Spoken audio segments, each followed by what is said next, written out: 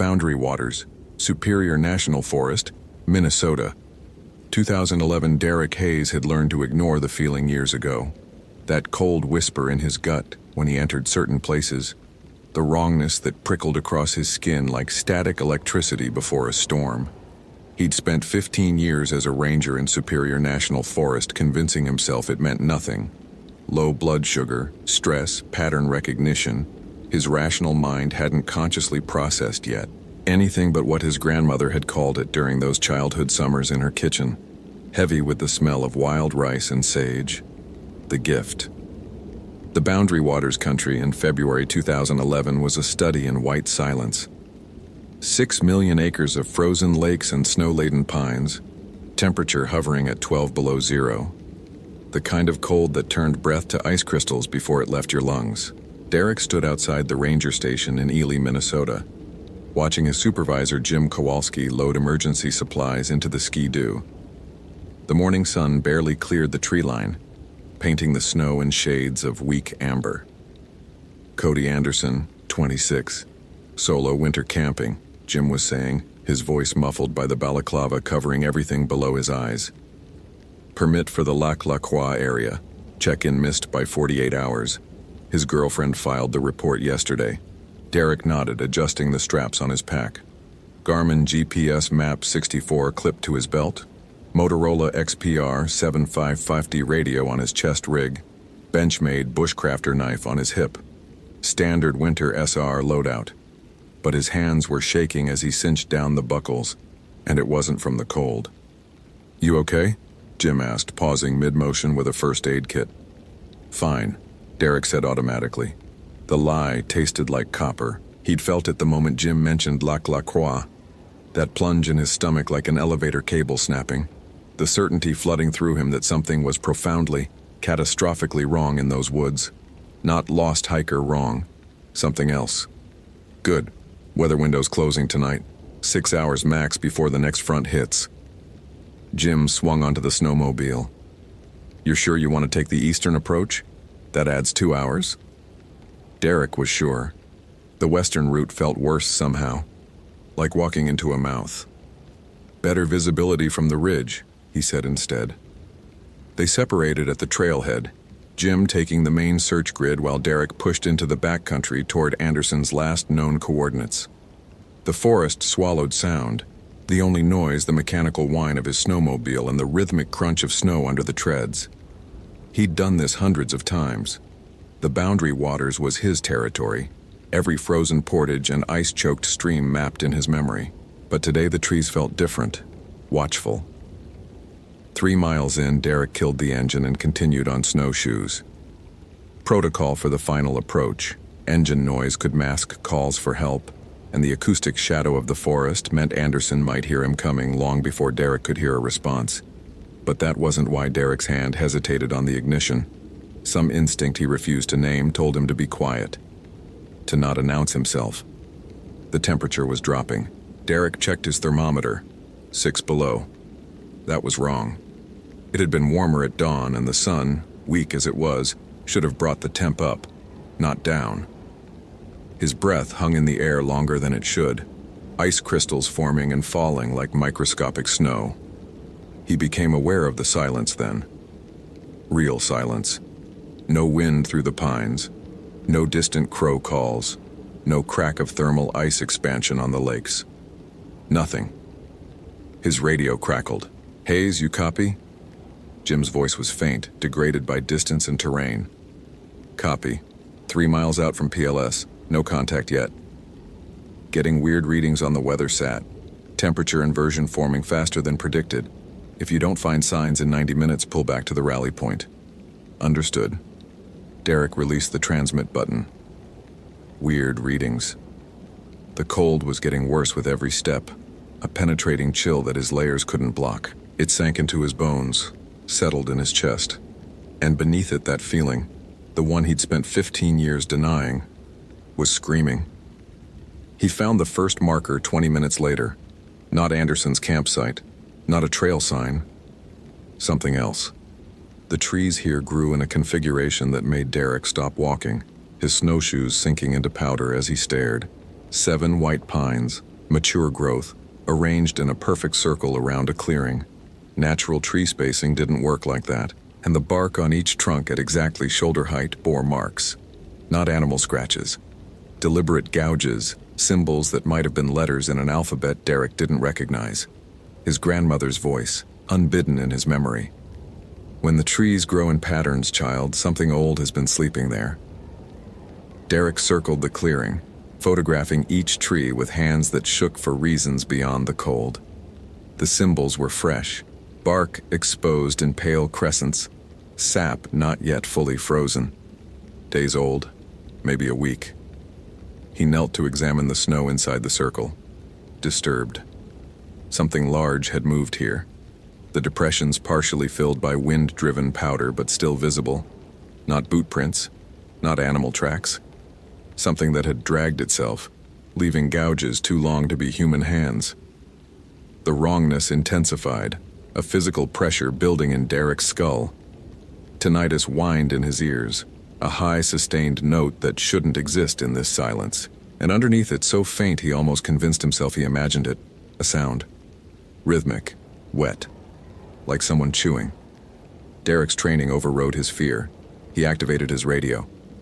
Jim, I've got anomalous markings at, he checked his GPS. Coordinates 48.1274 north, 91.5832 west. 7 trees in circular formation with fresh carving. Requesting you document and photograph on your grid pass. Static answered him. Derek adjusted the frequency, tried again. Nothing. He checked the battery indicator, full charge. Signal strength showed adequate coverage. The radio simply refused to transmit. He pocketed it and continued north, following the drag marks. Cody Anderson's camp materialized through the pines like something from a fever dream. The tent was there, a high-end four-season model, still properly staked despite the week it had stood empty. But everything else was wrong. Anderson's gear lay scattered in a radius around the tent. Sleeping bag pulled halfway out and shredded. Down feathers frozen into the snow like dead moths. Cookware overturned, food bags torn open, contents spilled and gnawed. The snow was churned in frantic patterns, and in the center of it all a fire pit. Derek approached slowly, every nerve firing warnings his conscious mind struggled to interpret. The fire pit shouldn't still be visible after a week of snow, but it was. Cleared, maintained, and arranged around it in careful geometric precision were bones. Not human bones. Derek's hindbrain offered that comfort even as his stomach clenched. Deer, maybe. Caribou. The remains of multiple animals, stripped clean and arranged in a pattern that echoed the circle of carved trees. And in the center, driven into the frozen ground like a stake, a piece of paper weighted down with rocks. Derek's hands were steady as he photographed everything, following SAR protocol even as something deeper than training told him to run. He lifted the rocks carefully, preserving the scene, and unfolded the paper. Cody Anderson's handwriting, deteriorating from neat print at the top to manic scrawl at the bottom. Day 6. The hunger is constant now, not normal hunger. Something else. I can hear it calling in a language I shouldn't understand but do. The words are in my head teaching me what I need to do. The others who came before knew. I found their marks. They left instructions. I tried to leave this morning. Couldn't. The forest won't let me go. Every direction leads back here. I'm so hungry. The deer I killed yesterday wasn't enough. Nothing is enough. It's not possession. I'm not losing myself. I'm becoming something more. I can feel my bones changing, lengthening. My temperature is dropping, 95.2 this morning. But I'm not cold. I'm never cold anymore. The text ended mid-sentence. The pen dragged across the page in a violent slash. The date at the top read February 14th, 6 days ago. Derek's breath came faster, vapor clouds forming and dissipating. The temperature had dropped again. Had to be 20 below now, maybe colder. His exposed skin burned, but underneath the physical cold was something worse, a chill that originated from within, spreading through his chest like ice crystallizing in his veins. He'd felt this before once in a cave system in the Quetico. He'd fled that cave after 30 seconds, overcome by a terror so profound he'd fabricated a story about unstable rock rather than admit the truth. Something down there had been fundamentally wrong with reality itself. This was worse. A sound behind him. Derek spun, hand dropping to his knife. Nothing. Just trees and snow, and that horrible waiting silence. But the sound came again, from a different direction now. Branches cracking, not breaking under snow load, deliberate movement, something circling. His radio crackled to life without him touching it. Niba, Niba. A voice, thin as wind, speaking words Derek's conscious mind didn't know, but his hindbrain translated anyway. Sleep. Sleep. He backed toward the tent, eyes scanning the tree line. Movement there. No, just shadows. There again, between those pines. Gone. His heart hammered against his ribs, adrenaline flooding his system even as his rational mind tried to catalog and explain. Auditory hallucination from extreme cold. Peripheral vision artifacts from stress. The voice on the radio just interference from the temperature inversion. Except he could smell it now. A stench cutting through the frozen air, putrid and sweet like a gut-shot deer left to freeze and thaw through multiple cycles. The smell of wrong meat. Derek entered the tent, needing walls around him even though nylon offered no real protection. Anderson's belongings were still inside. Sleeping pad, personal items, a journal. Derek grabbed the journal with shaking hands and flipped to the last entry.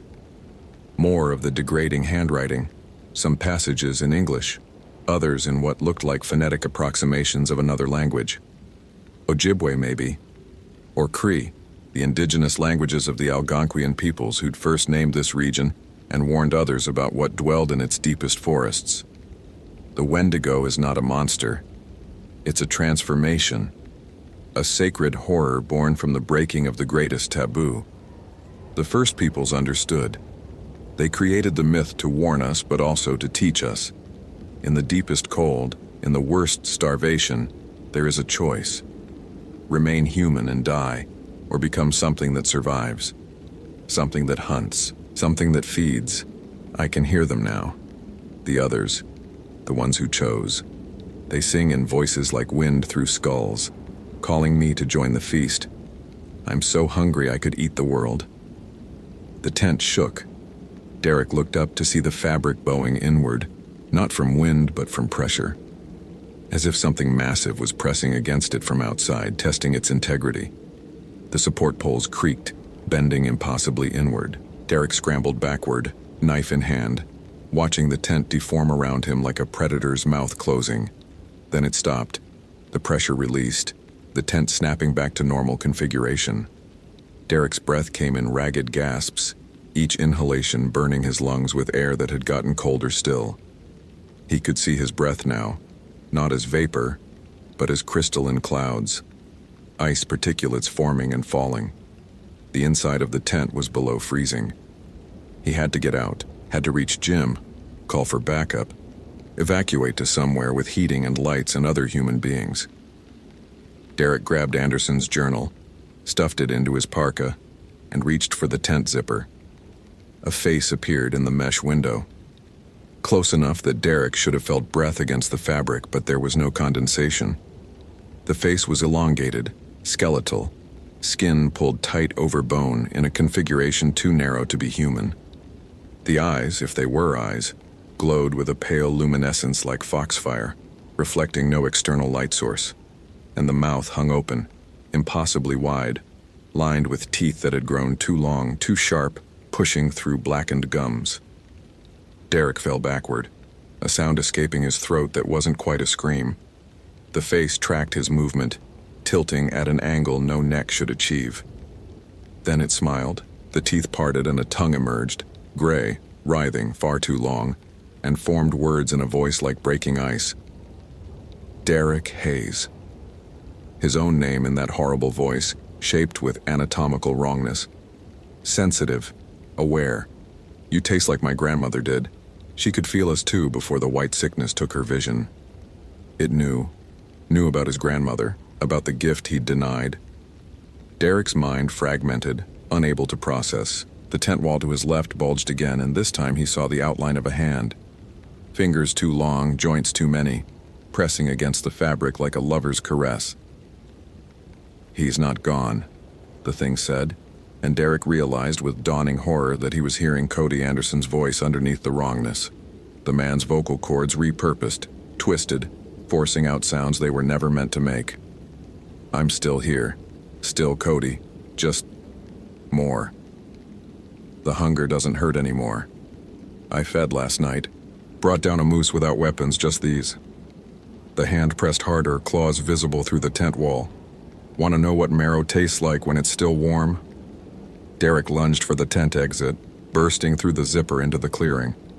The cold hit him like a physical blow, so intense his muscles seized. Had to be 40 below now, maybe colder. Impossible.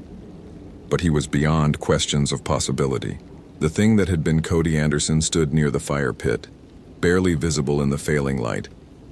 7 feet tall at least, impossibly thin, covered in what might have been skin or might have been frost-burned flesh, stretched over protruding ribs and elongated spine. Its limbs were wrong, arms reaching past its knees, fingers extending into claws, legs bent backward at joints that shouldn't exist, and it was smiling at him with Anderson's face, stretched and distorted but still recognizable in the architecture of cheekbones and the shape of the jaw. "I left the journal for you," it said in that terrible dual voice. "Knew you'd come, knew you'd feel it. We can always tell the sensitive ones. You're marked, Derek. Touched by the same hunger that touches us. You just haven't admitted it yet." Derek ran. Pure animal panic overrode 15 years of training, every cell in his body screaming flight. He crashed through the forest, snowshoes tangling in underbrush, branches whipping his face. Behind him came a sound, laughter that became howling, a cry that echoed across the frozen lakes and sent flocks of ravens bursting from distant trees and black clouds. His grandmother's voice again, clear as if she stood beside him. "Don't run from what you are, child. That way lies the same hunger that transforms men into wendigos. Accept the gift or it becomes a curse." Derek stopped running, not from courage, but from understanding. The thing was faster than him, could have caught him already. It was hurting him, driving him deeper into the territory where it hunted, where others of its kind waited in the places between trees, singing their songs in Ojibwe that his blood understood even if his mind refused. He turned and stood his ground, knife in hand, knowing how useless it was. The Wendigo emerged from the trees, moving with a gait that shouldn't work. Too fast, joints bending wrong, body segments moving independent of each other like a puppet operated by someone who'd never seen a human walk. "There," it said approvingly. "That's better.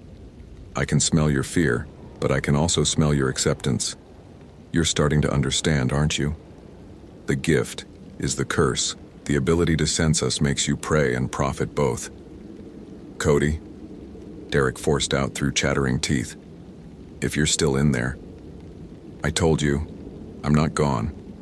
I'm perfected."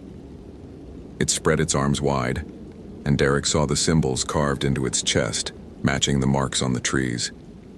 The hunger never stops. Even now, fed and strong, I want to tear and consume until nothing remains. But with the hunger comes clarity, purpose. I exist to feed. Simple, pure, no more wondering what I'm meant to do with my life. It stepped closer, and Derek felt something crack in his chest. Not physical, but deeper. The wall he'd built against his sensitivity, against the knowing that sometimes places and people and moments were touched by something beyond rational understanding. The wall came down, and the full weight of what stood before him crashed through. The Wendigo wasn't just Cody Anderson transformed. It was a nexus, a doorway between what was and what could be. Derek could actually see in a way he'd never allowed himself before, the other forms surrounding it.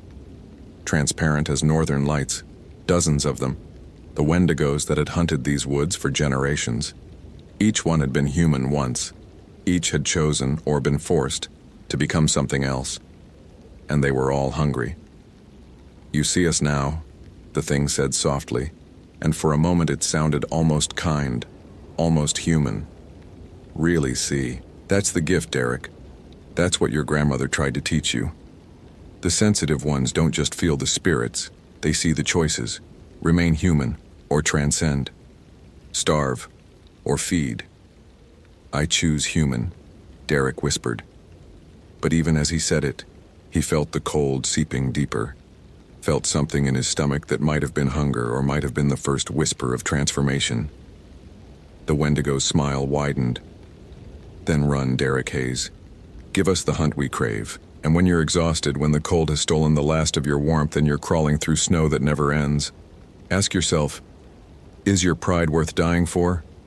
Or will you do what Cody did, what all of us did, and become what you're meant to be?" Derek ran again, not in panic this time, but with purpose.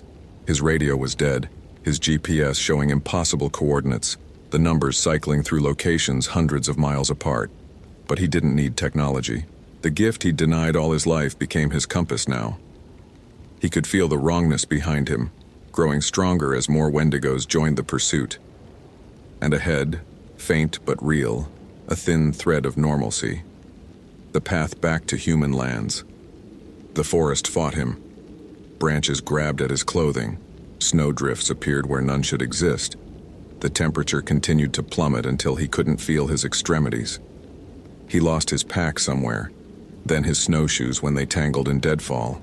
His exposed skin went from burning to numb, the first stage of frostbite setting in. But he pushed forward, following that thread of rightness even as the Wendigo's calls surrounded him. Whispers in Ojibwe, promises in Anderson's voice, threats in sounds that predated language. He fell through lake ice he should have detected, soaked himself in water cold enough to kill in minutes. Dragged himself out through will alone, his body screaming protests, his mind no longer fully processed. The cold was inside him now, had always been inside him. The gift had opened him to it, made him vulnerable in ways normal humans would never be. He could feel the transformation calling, sweet as sleep, promising an end to the suffering. His grandmother stood in front of him then. Impossible, she'd been dead 8 years, flickering like a heat mirage in reverse. Her face was sad, but unsurprised. "Almost time to choose, child," she said. And Derek couldn't tell if he was hallucinating or if the sensitivity that had cursed him was allowing one final vision. The gift doesn't make you special. It makes you tested. Every sensitive one faces this choice eventually. Most make it in metaphor. Addiction, obsession, the hunger for things that destroy. You make it literally. What will you be? Derek opened his mouth to answer and tasted blood. He'd bitten his tongue, or his gums were bleeding from the cold. The copper taste flooded his mouth, and underneath it something else. Hunger. Real hunger. Deeper than anything he'd felt before. His body was consuming itself to generate warmth, burning through reserves that didn't exist. He was dying, had been dying for the past hour, his core temperature dropping past the point where recovery was possible without immediate medical intervention. The Wendigos were close now. He could hear them circling, patient as wolves with injured prey. They knew he was finished, knew the moment of choice had come. Derek Hayes looked up at the stars barely visible through the canopy, cold light from long-dead suns, indifferent to his suffering, and made his decision. He thought of his grandmother's kitchen, warm with cooking smells and love. Thought of the summer afternoons when she'd taught him to recognize the signs, the places where the spirit world pressed close to this one. She told him the gift came with responsibility, to see truly, to choose rightly, to remain human even when inhumanity offered escape from pain. "No," he said aloud, his voice barely a whisper. "I choose me." The Wendigo's song rose to a shriek of frustration and rage. Derek closed his eyes and waited for the end, either death or transformation, whichever claimed him first. Light. Bright and artificial and beautiful. Jim's voice, distorted and distant, calling his name. Hands grabbing his arms, his torso lifting him, the roar of a snowmobile engine. Derek tried to speak, to warn them about the Wendigos, but his throat wouldn't work. "Got you, brother," Jesus Christ, you're hypothermic as hell. Hang on, we're 30 minutes from Ely General. Derek forced his eyes open, saw Jim's face above him, concern etched in every line. Behind Jim, 2 other rangers from the search team, their headlamps cutting through the darkness. No Wendigos, no circling spirits, just forest and snow and humans doing their jobs. "Cody," Derek managed to croak. "We found his camp," Jim said, adjusting the emergency blanket around Derek's shoulders. "Empty. Gear scattered like he bailed in a panic. No sign of him, but we found tracks heading north. Big search operation starting at dawn." Derek wanted to scream that they wouldn't find Anderson, that the man was gone in a way that no search could recover, but his body was shutting down, hypothermia claiming the last of his coherence.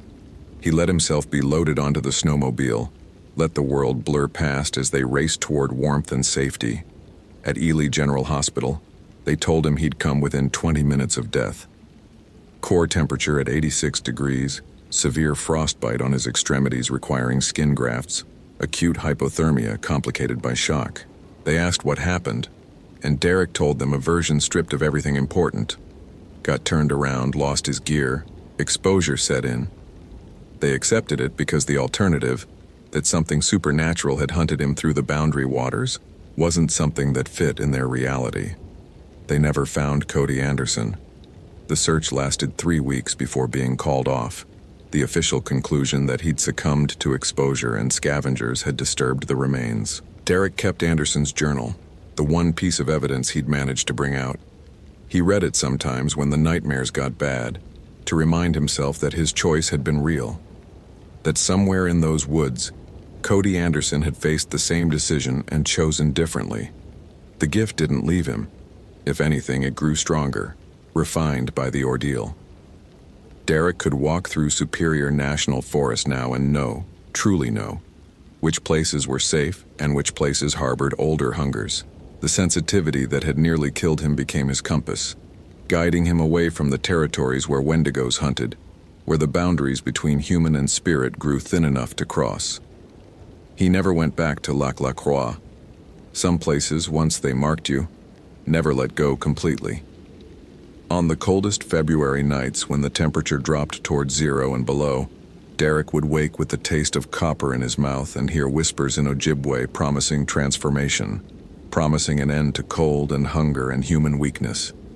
And every time he made the same choice, remained human, remained himself, remained cursed with the gift of seeing, which meant he could never unsee what waited in the spaces between civilization and wild. But at least he remained. The alternative, he knew from the journal and from his own near transformation, was so much worse than death. It was becoming hunger itself, an eternal emptiness that fed and never found satisfaction. Cody Anderson, somewhere in the boundary waters, was still hunting, still feeding, still hoping that the next meal would finally be enough. It never would be.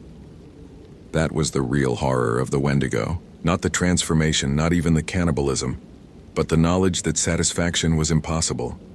The hunger was the point. The hunger was eternal. Derek Hayes, sensitive and cursed and stubbornly human, understood that now. And every night that he chose to remain himself, despite the whispers and the cold and the memory of how easy it would have been to let go, was a small victory. The gift his grandmother had passed to him wasn't sight. It was the strength to see horror truly and still choose humanity.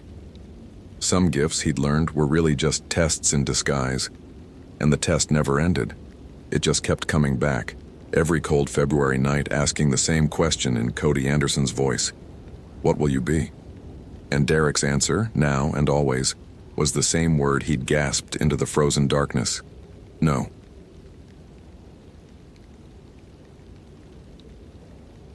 Jordan Reed spread the 4 topographical maps across the ranger station table, each marked with a red X. 4 disappearances, 4 new moons, 4 GPS tracks that terminated in identical spiral patterns. She'd triple-checked the coordinates. The math was impossible. Dakota Pierce's last known position was somehow simultaneously at 4 different elevations. She pulled her reading glasses down from where they rested in her short dark hair. a habit from her previous life as a cartographic engineer for the USGS. Numbers didn't lie. Terrain didn't rearrange itself. But the Garmin GPS map 60 CSX data she'd pulled from the previous victim's recovered devices told a story that violated every principle of Euclidean geometry she'd learned at MIT. "You're wasting your time with that voodoo bullshit." Jordan didn't look up as Chief Ranger Tom Berkowitz dropped an incident report on her desk. She'd worked under him for 3 years since transferring to Olympic National Park, and his disdain for what he called pattern-seeking behavior was well established. 4 hikers, Jordan said, tapping each map in sequence. September 2006, new moon. March 2007, new moon. October 2007, new moon. And now Dakota Pierce, last radio contact February 7th, 2008, new moon. It's winter. People get lost in winter. Olympic gets 200 inches of rain a year. The Hoh River Trail floods. Visibility drops to nothing. Hypothermia sets in fast. Berkowitz's weathered face showed the kind of certainty that came from 30 years in wilderness management. "You're seeing patterns because you want to see patterns." Jordan finally met his eyes. Their GPS tracks form perfect logarithmic spirals. Same angular momentum, same spacing ratio. 1.618, the golden ratio, Tom. That doesn't happen randomly. GPS glitches in heavy canopy. You know that. Not like this. She pulled up the digital overlay she'd created, all 4 tracks superimposed. They're walking the same path, 360 degrees of rotation, increasing radius until transmission stops, always at exactly 2.3 miles from the Hoh River trailhead. That's not a glitch. That's you trying to turn a tragic pattern of poor hiking decisions into a mathematical mystery. Berkowitz grabbed his coffee mug. Dakota Pierce was experienced, I'll give you that. But Olympic isn't Yellowstone. This rainforest has killed better men. Find his body, file the report, and stop trying to make this into something it's not. After he left, Jordan sat in the silence of the ranger station listening to February rain hammer the roof. She'd been hired specifically because of her background. Olympic needed someone who could analyze terrain, create accurate probability maps for search and rescue operations, optimize grid search patterns. Her engineering mind had saved 2 lives in her first year. But this wasn't about probability maps. This was about geometry that shouldn't exist. She pulled out Dakota's personnel file. Age 32, 7 years as a wilderness ranger, degree in forestry from University of Washington. His last assignment had been a wildlife survey along the Hoh River corridor, tracking elk migration patterns. Standard work. Solo operation. Checking in every 12 hours via Motorola XPR 6550 handheld. His final transmission had come at 14 to 23 hours, right on schedule. Waypoint 7 complete, heading to waypoint 8, visibility good, no issues. The transmission before that, at 002:30 hours. Something's off with the GPS. Keep getting position errors. Trees don't match my survey maps from last year. Jordan opened her laptop, pulling up the National Park Service's historical survey database. Dakota had worked this exact corridor in January 2007. She loaded his route data from that survey. The sensation that crawled through her stomach wasn't fear. Not yet. It was the specific discomfort of encountering an equation that refused to balance. Dakota's 2007 survey showed standard old-growth Sitka spruce distribution, trees averaging 200-300 years old, spacing consistent with natural competition for light and resources. She overlaid his 2008 GPS waypoints. The trees had moved. Not possible. A 300-year-old Sitka spruce didn't relocate, but according to the data, specimens he'd marked and measured 13 months ago were now showing in different positions, not by inches, by meters. In one case, by over 40 feet. Jordan's hand found her coffee mug, now cold. Her training screamed at her. Equipment failure, user error, data mismatch, coordinate system confusion. She checked every variable. The data was clean. The trees had moved. She was still staring at the impossible overlay when her radio crackled. "Base, this is Rescue 1. We've got something at waypoint 2.3. Jordan grabbed the radio. "This is Base. What have you got, Mike?" Static hissed. Then Mike Sullivan's voice came through tight with something that might have been confusion. We found his pack, bench-made knife laid out on a flat stone, compass next to it, both pointing due north. Perfect alignment, like someone set them up deliberately. Any sign of Pierce? Negative, but Jordan, you need to see this. The trees here? More static. Not right. They're in a circle. Perfect circle. Maybe 60 feet diameter. Old growth, they shouldn't. This formation isn't natural. I'm on my way. Mark your position and hold there. Jordan grabbed her pack, already loaded with her standard backcountry kit. Garmin GPS, spare batteries, first aid, emergency beacon, water filtration, bivy sack. She added her laptop, portable GPS receiver, and the laminated maps. If the terrain was doing what she thought it was doing, she'd need every navigation tool she had. The Hoh River Trail started in cathedral silence. Old-growth Sitka spruce towered 300 feet overhead, their canopy so dense the February afternoon felt like dusk. Moss hung in curtains from every branch, muffling sound until Jordan's footsteps seemed to come from somewhere else, slightly delayed, slightly wrong. She'd hiked this trail dozens of times. She knew every mile marker, every creek crossing, every nurse log. The forest didn't change. Forests couldn't change. That was the whole point of old growth, stability measured in centuries. At mile 1.8, Jordan stopped. The trail forked ahead of her. Two paths, equally worn, diverging around a massive Sitka spruce. There wasn't supposed to be a fork here. She pulled out her GPS, cross-referenced with her map. According to both, she was still on the main trail. No junction, no split.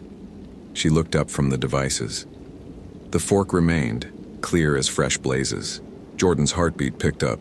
Not panic, but the accelerated rhythm of encountering a problem that violated known parameters. She took the left path, marking the split point with orange flagging tape. The trail curved smoothly, rejoining what should have been the main route after maybe 200 yards. Her GPS claimed she'd walked in a straight line. She stopped, pulling out her compass. Checked the bearing back to the last confirmed waypoint. The needle spun lazily, settling on northwest. She rotated, checking multiple bearings. The compass worked fine. Magnetic north held stable. But when she looked back the way she'd come, the trail curved away in a direction that didn't match her compass bearing. The forest was rearranging itself around her. Jordan forced herself to breathe slowly, methodically. Apply the scientific method. Observe, hypothesize, test. There was an explanation. There was always an explanation. She marked her current position, took detailed compass bearings to 3 prominent trees, photographed the scene with her Canon power shot, and noted everything in her waterproof field book. Then she continued toward Mike's coordinates. The spiral pattern became visible at mile 2.1. The trail didn't just curve, it curved with mathematical precision, the radius increasing at a rate that made her engineering background scream in recognition. She stopped every 50 feet, marking waypoints, photographing, measuring. The spiral was perfect, absolutely perfect. The kind of perfect that didn't occur in nature, only in equations. Base to Rescue 1, I'm approaching your 20. Static answered her. She checked the radio. Full battery. Antenna extended. Olympic's dense canopy could interfere with radio, but not like this. She should be well within range. Rescue 1, do you copy? Nothing but the hiss of dead air. Jordan continued forward, following her GPS to Mike's last transmitted coordinates. The forest pressed closer here, moss-draped branches forming a tunnel of green shadow. Somewhere overhead, a raven called, 3 harsh croaks that echoed strangely, coming from multiple directions at once. She found the perfect circle at exactly 2.3 miles. 60 feet in diameter, just as Mike had described. 12 old-growth Sitka spruce arranged with geometric precision, their trunks forming the perimeter. These trees were ancient. She estimated 400-plus years based on diameter. They would have taken root around 1600, long before European contact, when this land belonged solely to the Quinault and their neighbors. In the center of the circle, Dakota's pack, his bench-made bushcrafter knife, his compass. both pointing true north, aligned perfectly. No sign of Mike Sullivan or his rescue team. Jordan approached slowly, every sense heightened. Her boots crushed ferns that released a smell like copper and soil. The air felt thicker here, pressing against her eardrums with pressure that had nothing to do with altitude. She keyed her radio. "This is Reed to any NPS personnel. Respond." Static, and underneath it, something that might have been breathing. Dakota's pack was arranged too carefully. The knife placement was deliberate. Blade pointing north, handle weighted with a river stone. The compass sat in a small depression in a flat rock, as if someone had carved a space for it specifically. Jordan photographed everything before touching anything. She opened the pack using 2 fingers, minimizing contact. Inside, standard backcountry gear, mostly untouched. Water bottles full, food rations intact. The Motorola radio was missing, but his field notebook was there, the waterproof pages filled with his neat engineering script. The final entry dated February 7th, 11:37 hours. GPS unreliable. Have confirmed position 3 times using compass and landmarks. Either my maps are wrong or the terrain has changed since last year. Trees in different positions. Trail routing doesn't match memory or documentation. Beginning to suspect equipment failure across multiple devices, which seems statistically impossible. Will attempt to triangulate position using... The entry ended mid-sentence. Jordan flipped back through earlier pages. Standard wildlife observations, elk scat analysis, tree measurements. Then, starting January 28th, a week before his disappearance. Note: local indigenous contacts mention Leshy, or similar entity in Slavic settler folklore from early 1900s timber camps. Russian Orthodox community near Hokiam apparently brought traditional beliefs. Forest lord that protects old trees by leading trespassers astray. Interesting parallel to local Quinault beliefs about forest spirits. Several pages later. Met elderly woman Anna Volkov. Claims her grandfather worked these timber claims in 1910s before NPS designation. Says her family never cut within the ring of guardians.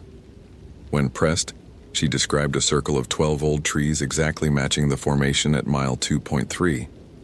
Said the trees walk, but only when the moon is dark. The most recent entry before the final day. I've measured the same Sitka spruce specimen 3 times this week. The first measurement matched my 2007 survey. The second measurement showed it 6 feet west of previous position. The third measurement, I must be making errors. Tomorrow I'll use the theodolite from the equipment cache. I need precision instruments to settle this. Jordan sat back on her heels, digital camera forgotten in her hand. Dakota hadn't been losing his mind. He'd been documenting the same geometric impossibility she was seeing. A sound behind her. The soft displacement of air that comes before a footstep. She turned, hand dropping to the canister of bear spray on her belt. The forest had rearranged itself again. The trail she'd followed into the circle was gone. Where there had been an opening between 2 trees, now there was only solid wall of vegetation, as if the path had never existed. The 12-tree circle had become a prison. Jordan's breathing quickened despite her attempts to control it. She pulled out her GPS, watching the coordinates flicker and change even though she stood perfectly still. Latitude, 47.8604 became 47.8611 became 47.8598, cycling through positions that spanned hundreds of yards. The compass in her hand spun slowly, the needle drifting through all directions without settling. She forced herself to think. The scientific method demanded systematic observation. She would document everything, find the pattern, understand the mechanism. There was always a mechanism. Jordan pulled out her laptop, connecting it to her GPS receiver. She began logging position data, 1 reading per second. The coordinates crawled across her screen in sequences that traced spirals and loops, impossible paths for someone standing motionless. A sound drifted through the canopy, something between wind and speech, syllables in a language she didn't recognize. The moss on the surrounding trees rippled as if touched by breeze, but the air was perfectly still. Jordan looked up. The trees were closer, not by much, maybe 2 feet. But the circle had definitely contracted. She could see where ferns had been crushed under root systems that moments ago had been yards away. Her heart hammered against her ribs now, training abandoned in favor of pure primate fear response. She grabbed Dakota's pack, slinging it alongside her own, and moved toward where the trail had been. Dense undergrowth blocked her path. She pushed through, branches catching at her jacket, moss smearing cold across her face. The forest opened onto trail again after 15 feet of bushwhacking, but it wasn't the same trail. This path curved wrong, the erosion patterns different, the fallen logs in unfamiliar positions. Jordan checked her GPS. It claimed she'd traveled 0.4 miles northeast. She'd walked 15 feet. The systematic approach was failing. Every measurement contradicted the last. The tools she'd trusted for a decade of engineering work had become instruments of gaslighting, showing her a reality that couldn't exist. She started walking, following the trail wherever it led, marking trees with flagging tape every 100 yards. After the 5th marker, she looked back. All 5 pieces of tape were visible simultaneously, arranged in a spiral that corkscrewed through 3-dimensional space in a way that violated basic topology. Jordan stopped marking, stopped measuring, just walked, her engineer's mind fracturing against the impossibility of a forest that rewrote geometry with each step. The light was fading, though her watch showed only 15:30 hours. February sunset shouldn't come until after 5. But the canopy overhead had thickened, branches interlacing in patterns that blocked the sky completely. In the growing darkness, bioluminescent fungi began to glow on dead logs, ghost white and pale green, pulsing with rhythms that almost suggested breathing. A voice called from her left. "Jordan, over here." Mike Sullivan's voice. She turned toward it, relief flooding through her. The forest was empty. "Mike?" She keyed her radio, knowing it was useless. "This way." His voice again from her right now, perfectly reproduced, the exact timbre and accent, but coming from nothing but shadows and moss. Jordan's skin prickled with goosebumps that had nothing to do with temperature. The voice was mimicry, predation. Whatever was out here had learned to copy human speech. She kept walking, ignoring the calls that came from all directions now. Mike's voice, Berkowitz's rough baritone, even her own voice calling her name in tones of desperate confusion. The trail opened into a clearing she recognized from her maps. Elk Meadow, a natural opening in the forest where Roosevelt elk gathered in spring. She'd surveyed this area personally, measured the dimensions, photographed the distinctive old Sitka spruce at the northern edge, marked by a lightning strike that had split its crown. The meadow was smaller than she remembered, and the lightning-struck tree was at the southern edge now. Jordan pulled out her field notebook, flipped to her own survey from 2 years ago. She'd drawn a detailed sketch of Elk Meadow, complete with compass bearings to prominent features. She compared the sketch to what she was seeing. Every landmark remained, but rotated 180 degrees. North had become south. The creek that should flow west now ran east. The mountain ridges visible through breaks in the canopy had flipped their orientation. She was looking at Elk Meadow in mirror image. The fear that hit her then was different from the primate fear of being hunted. This was the terror of mathematicians who discover their axioms are false, of physicists watching conservation of energy fail, of engineers whose bridges collapse because gravity has changed direction. This was the fear of minds confronting a reality where the fundamental rules have been revoked. Jordan sat down in wet grass, laptop open on her knees, and did the only thing her fractured rationality could manage. She documented screenshots of GPS errors, photographs of impossible tree positions, compass readings that contradicted each other within seconds. She narrated observations into her digital voice recorder, timestamp precise, description clinical. If she was losing her mind, at least she'd have data. The forest darkened further. Jordan checked her watch. 15:47 hours. She powered up her headlamp, the LED beam cutting through gloom that shouldn't exist in mid-afternoon. In the circle of light, the trees had faces. Not carved faces. Not pareidolia, the brain's tendency to see patterns in random formations. These were actual faces, bark and moss arranged into features that watched her with what might have been curiosity or might have been hunger. Owl eyes blinked from trunks, mouths opened in silent yawns, revealing hollow cores that went down deep into root systems. Jordan's breathing came faster, shallow, the first hints of hyperventilation. She forced herself to count breaths, trying to slow her hammering heart. A figure stood at the edge of her headlamp beam, tall, 8 feet, maybe 9, humanoid in general structure but composed entirely of forest matter, moss for skin, branches for bones, bark plating like armor. Its eyes were round and yellow, owl eyes that blinked with membrane-covered focus.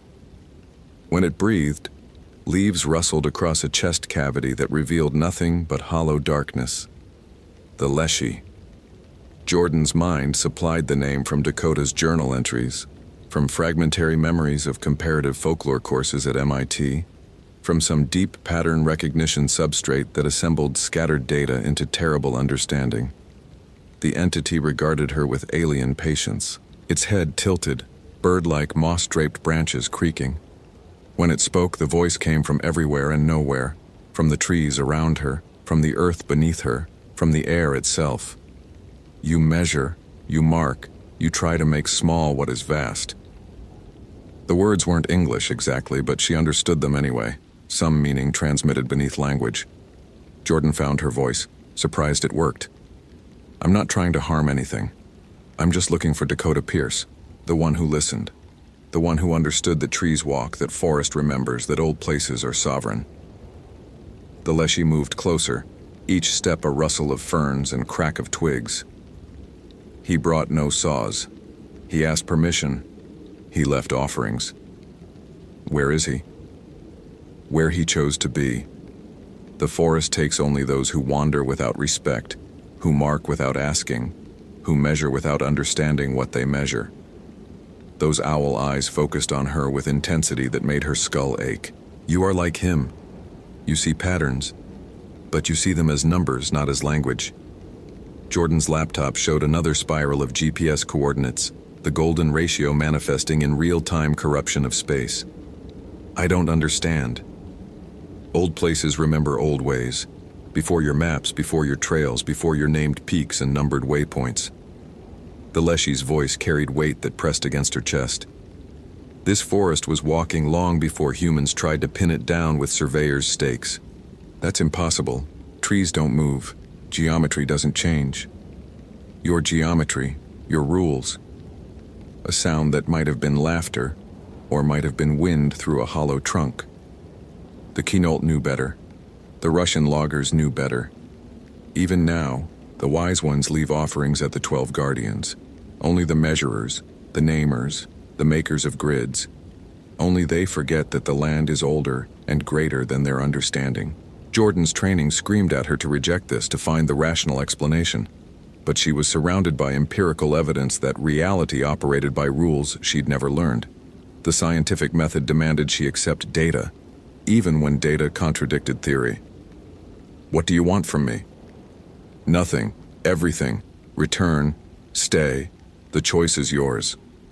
The Leshy gestured with a branch arm at the spiral path visible in her GPS tracks. Those who fight the pattern, who try to force straight lines through living geometry, they walk until they cannot find their way out. Those who accept, who follow the curve, who understand they are guests in an old place, sometimes the forest releases them. And Dakota? Ask him yourself. The Leshy stepped aside, and Jordan saw another figure standing in the darkness beyond her headlamp's reach. Human-sized, human-shaped, wearing familiar NPS uniform. Dakota? Her voice cracked. The figure moved into the light. Dakota Pierce looked exactly as his personnel photo, except for the eyes. His eyes had the same round yellow glow as the Leshy's, owl-bright and alien. He smiled with lips that were just slightly wrong, teeth arranged in patterns that suggested something had learned to approximate human expression without quite mastering it. Jordan. His voice was right. Perfect. Too perfect, like a recording played back. Don't be afraid. What happened to you? I understood. He gestured at the forest around them. I spent a week walking in spirals trying to find my way out. Each time I tried to force a straight line, the forest curved me back. Each time I denied what I was seeing, the evidence became more impossible to ignore. So you just gave up? I let go. Dakota's too perfect smile widened. I stopped trying to make the forest fit my maps. I started trying to fit myself to the forest, and once I did that, everything made sense. Jordan looked at his owl eyes, at the way moss had begun growing at the edges of his uniform collar, at the small mushrooms sprouting from his bootlaces. You're not Dakota anymore. I'm more Dakota than I ever was. I can see the whole pattern now, the way old-growth forests network through mycelium, the way trees communicate through chemical signals, the way geology and biology and consciousness blur together in places that remember. He stepped closer, and she smelled soil and rain and something ancient. You can see it too. I know you can. That's why you were hired here. That's why you found the patterns. The forest was calling to someone who could understand. I want to leave. Then leave. Dakota, or what Dakota had become, gestured at the darkness. Follow the spiral out. Stop fighting it. Accept the curve. Or keep trying to walk straight and walk forever. The choice is real. The Leshy's voice surrounded her again. New moon fades. Sun returns. When light comes, the paths resolve. Until then, you spiral or you wander. Both figures stepped back into shadow, leaving Jordan alone in the circle of her headlamp. She looked at her GPS. The coordinates still spiraled, golden ratio still manifesting in the corruption of space. She looked at her compass, needle drifting aimlessly. She looked at her maps, where familiar terrain had become alien geometry. Every tool of rationality had failed her. Every measurement contradicted the last. She could spend the night here, waiting for sunrise as the Leshy suggested, documenting her observations like a good scientist while her sanity eroded. Or she could do what every instinct of survival screamed at her to do. Move, escape, find a way out before the forest claimed her like it had claimed Dakota. Jordan stood, repacked her equipment with shaking hands, and made her choice. She would follow the spiral. Not because she believed in forest spirits or walking trees, but because the data, the empirical, measured, photographed data, showed that straight lines no longer worked here. If space itself was curved, then navigation required accepting the curvature. She set her GPS to track mode and started walking, following the logarithmic spiral that appeared on the screen. Left foot, right foot, curving always inward with increasing radius, the golden ratio made flesh in her footsteps. The forest responded. Trees drew back as she approached, opening paths that closed behind her. The ground became firmer, roots arranging themselves into natural stairs. The oppressive darkness lifted slightly, bioluminescent fungi marking the way like runway lights. She walked for hours or minutes. Time had become as unreliable as space. Her headlamp battery should have died but didn't. Her water bottles should have emptied but remained half full. The spiral tightened, radius decreasing in perfect mathematical progression. At the center, she found the trailhead parking lot. Jordan stumbled out of the forest into weak morning light, legs trembling with exhaustion. Her truck sat exactly where she'd left it, covered in frost. She checked her watch. 0647 hours, February 8th. She'd been in the forest for 16 hours. The ranger station was chaos when she arrived. Search and rescue teams mobilizing, helicopters on standby. Berkowitz coordinating with Olympic National Forest and the Coast Guard for a multi-agency response. He saw her, and his weathered face went slack with relief. Jesus, Reed. We've been trying to raise you all night. Sullivan and his team came back at dusk, said you'd disappeared. We thought... He stopped himself. Where the hell were you? Jordan opened her mouth to explain, to tell him about impossible geometry, about forests that rewrote space, about entities made of moss and ancient memory. But looking at his rational, grounded face, she knew how it would sound. I got turned around, she said finally. GPS malfunctioned. Made it out at dawn. And Pierce? She thought about Dakota's owl eyes, about the choice he'd made to let go of human geometry and embrace something older. "I don't think we're going to find him." Berkowitz studied her face, and she saw the moment he decided not to push. "File your report, get some rest. We'll debrief after you've slept." Jordan nodded and walked to her desk. She pulled out her laptop, opened the documentation she'd gathered. Hundreds of GPS logs, photographs, voice recordings. Proof that the Olympic rainforest operated by rules that predated and superseded human understanding of space. Her finger hovered over the delete key. The scientific method demanded she share her findings, publish the data, let other researchers examine the evidence and form conclusions.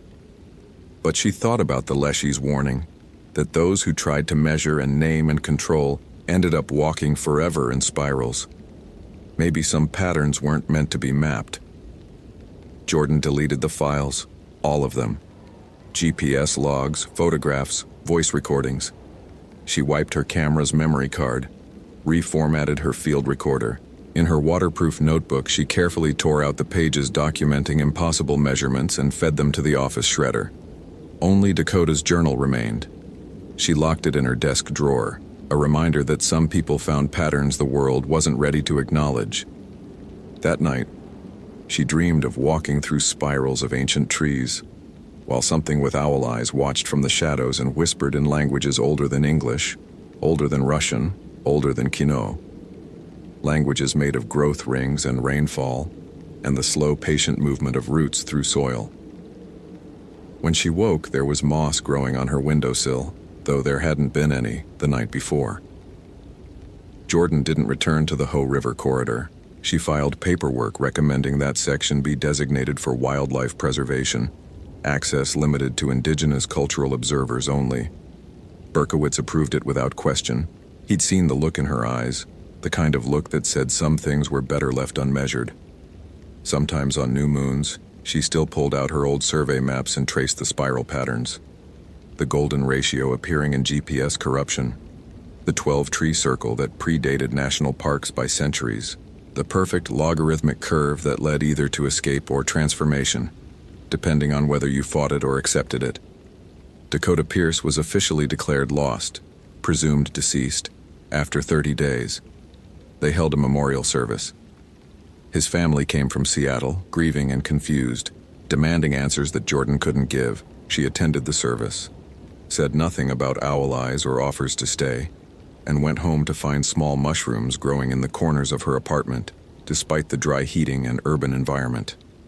The forest remembered her, and in remembering, it waited, patient as old growth, inevitable as the golden ratio, ancient as the leshy and the walking trees and all the patterns that existed before humans tried to make them fit neat columns and straight lines.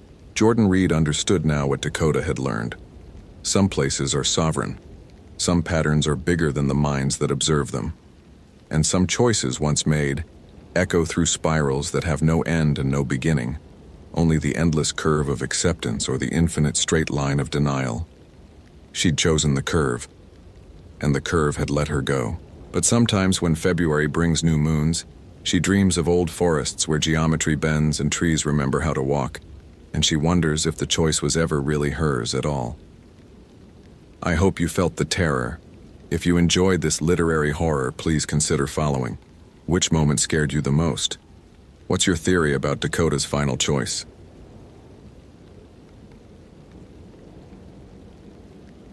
Derek Sullivan's daughters needed braces. $6,000 the Park Service salary wouldn't cover, which was why he'd volunteered for the overnight grid search, despite his shift ending 4 hours ago. He almost missed the smell, sulfur and burned sage, acrid enough to cut through the October mountain air of the Great Smoky Mountains. Then he saw Ethan Lawson's campsite, or what remained of it. The tent had been erected at the center of a perfect circle of salt, now broken in 3 places. Symbols Derek didn't recognize, angular, precise, deliberate, covered every surface in what looked like dried blood. The nylon fabric, the ground sheet, even the rocks forming the fire ring had been marked with characters that hurt to look at directly, as if they'd been designed to slide away from human perception.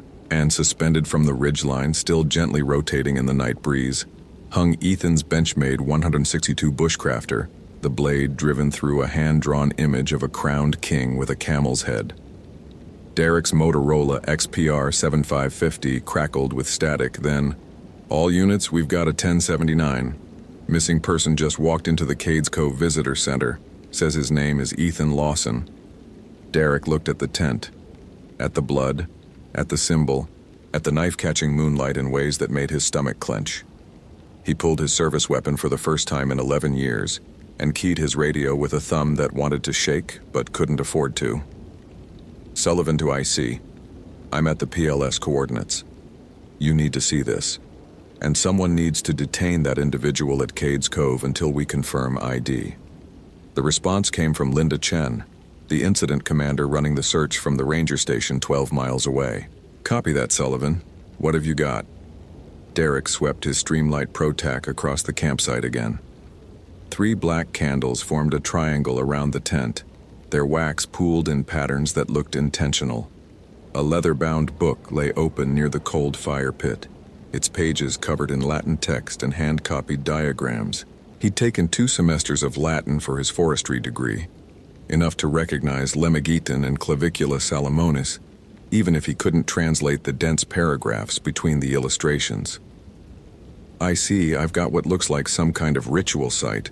Occult imagery, foreign language text, possible biohazard materials, requesting CSI and..." He paused, aware of how the next words would sound. "And I don't think we should be out here alone." Silence on the radio. Then, "Sullivan, are you saying you found evidence of criminal activity?" "I'm saying I found a crime scene that someone went to a lot of trouble to set up. And our missing person just walked out of the woods right when we found it. That's not coincidence." "Okay, stay put. I'm sending Reynolds and Martinez your way. ETA 40 minutes. Do not touch anything." Derek killed his flashlight and let his eyes adjust to the darkness. The October sky hung heavy with clouds that obscured the moon. He knew from the park's astronomical calendar that tonight was the new moon, the darkest night of the lunar cycle. Around him, the forest had gone silent in the way that always preceded trouble. No owls, no rustling, not even the distant yips of coyotes that usually echoed through these mountains. He'd worked Great Smoky Mountains National Park for 11 years, ever since Emily had gotten pregnant with their first daughter, and he'd needed the federal benefits. The pay was garbage, $43,000 a year to cover 522,419 acres of wilderness. But the insurance was solid and the retirement vesting would kick in at 15 years. Just 4 more years. 4 more years of telling Emily they couldn't afford family vacations, of watching his daughters wear hand-me-down clothes, of seeing that tightness around her mouth when the bills came due. The orthodontist had quoted $6,000. His credit cards were maxed. The Park Service didn't give overtime. Derek forced his attention back to the campsite. The broken salt circle bothered him most. It looked deliberate, as if someone, or something, had stepped through it from the inside. The symbols drawn in blood seemed to pulse in his peripheral vision, though when he looked directly at them, they were just dried brown stains on yellow nylon. His radio squelched. "Sullivan Chen, update on your 1079. Individual claiming to be Ethan Lawson has confirmed ID via driver's license. Photo matches our missing person report. But there's something weird." "Weird how?" "He's clean. I mean spotless. No dirt, no scratches. Clothes look like they just came out of the dryer. Says he woke up at the visitor center about 20 minutes ago with no memory of the past 3 days. Medical's checking him now, but he seems physically fine. Almost too fine." Derek's grip tightened on his Glock 22. "Chen, I need you to keep him there. Don't let him leave and don't let him make any phone calls." "On what grounds? He's not under arrest." "Then make something up, please." Derek looked at the book again, at an illustration showing a triangle with a circle at each point, symbols written in the spaces between. "I think whatever happened here isn't finished." Another pause. Then, "Copy. I'll stall him. But Sullivan, you need to give me something concrete. Park brass is already breathing down my neck about resource allocation on this search. If you're seeing things that aren't..." I'm not seeing things. I'm seeing evidence of a crime that involves blood, potential kidnapping, and ritualistic behavior. That concrete enough? Fair point. Chen out. Derek crouched near the fire pit, careful not to disturb anything. The leather book was handmade, its pages thick parchment covered in cramped handwriting that looked old. Not ancient, but deliberately archaic. Next to the illustration of the triangle and circles, someone had written in English, "Third night of the moon's darkness, Crown Prince of the West, he who teaches all sciences and secret things." Below that, a list of materials: sulfur, sage, myrrh, dragon's blood resin, 3 black candles, salt for the circle, and at the bottom, underlined 3 times, "Sacrifice must be willing. Sacrifice must speak the name." Derek's Motorola crackled again, but this time it was just static, a long, warbling interference that made his fillings ache. Then a voice, distant and distorted. Derek Sullivan, father of 2, debtor, desperate.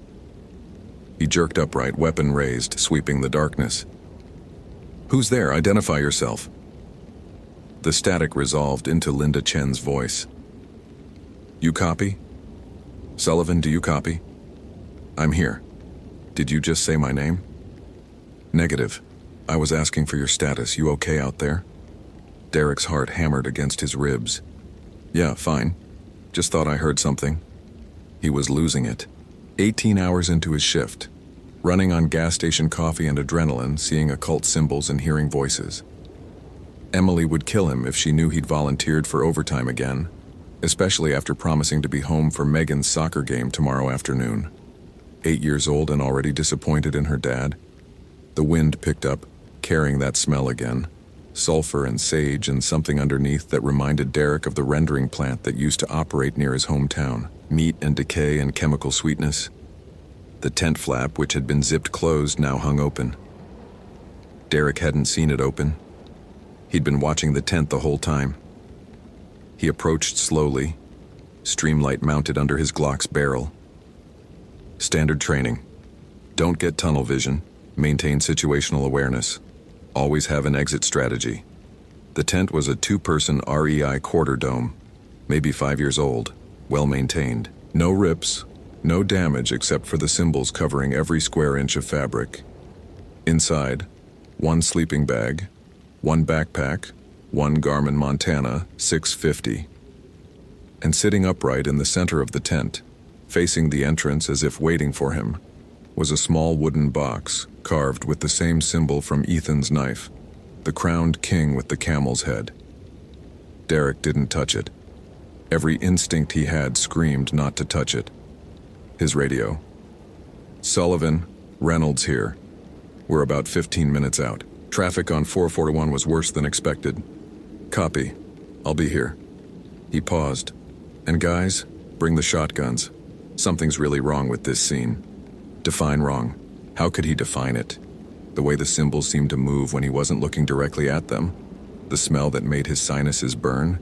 The voice on the radio that shouldn't have been there. The feeling, and it was just a feeling. Nothing concrete, nothing he could put in a report. That he was being watched by something that understood exactly how much he needed that overtime pay. "Just bring them," Derek said.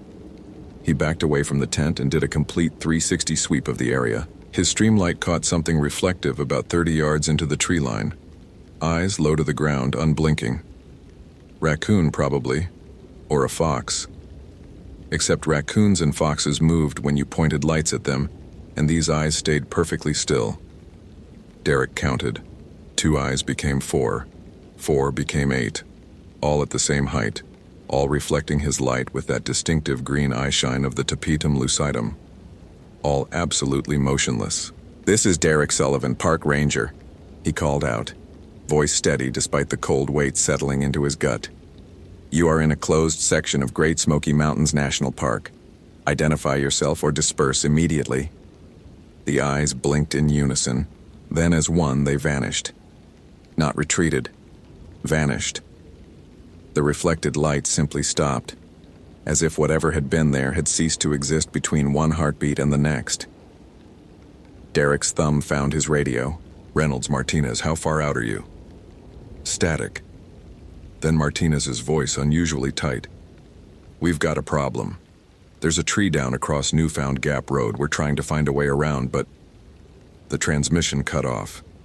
Derek tried to raise them 3 more times, but got only that same warbling static, the kind of interference that shouldn't happen with digital radios on a clear night. He was alone. 40 minutes from backup, minimum. Maybe longer if they had to clear the road. The wind died completely. In the sudden silence, Derek heard singing. It came from deeper in the forest, multiple voices chanting in a language he didn't recognize. Not Latin this time. Something older, consonants clicking and vowels drawn out in patterns that made his teeth ache. The sound seemed to come from everywhere and nowhere, as if the mountains themselves had found voice. Derek made a decision. He photographed everything with his iPhone 4S. The tent, the symbols, the book, the candles. He took close-ups of the text, making sure to get clear shots of the English notations. Then he grabbed the leather book, wrapping it in an evidence bag from his pack, and started back toward his truck at a pace just shy of running. The singing followed him. Or maybe he was moving toward it. In the darkness, with his streamlight creating a narrow tunnel of visibility, it was impossible to tell. The trail markers he'd followed on the way in were gone, replaced by trees he didn't remember passing. His Garmin GPS map 64 showed his position, but the topographic map seemed wrong, contour lines flowing in directions that didn't match his memory of this sector. Then he saw the figures. They stood in a clearing he absolutely knew hadn't been there 15 minutes ago.